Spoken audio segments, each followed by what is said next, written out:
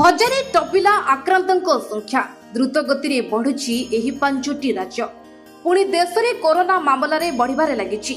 स्वास्थ्य मंत्रालय पक्षरु जारी होइथिबा रिपोर्ट मुताबक कोरोना संक्रमित मामला 1009 रे पहुंची। गत सप्ताह देश में 750 नूतन संक्रमण चिन्हट होइछि, जेउथिरे केरल में 400 एवं दिल्ली रे 100 रु अधिक मामला रिपोर्ट होइछि। केरल, तमिलनाडु, दिल्ली, तेलंगाना, महाराष्ट्र रे मामला बढ़िबारे लगी।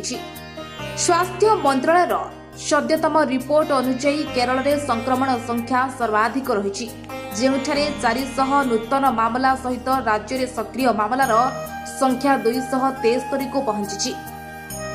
दिल्ली में 100 रु अधिक मामला रिपोर्ट होइथिबा बेले सक्रिय मामलार संख्या 23 रही। यह व्यतीत महाराष्ट्र में 56, तमिलनाडु में 66 एवं कर्नाटक में 36, पश्चिम बंग में 12, राजस्थान में 13, पुडुचेरी में 9,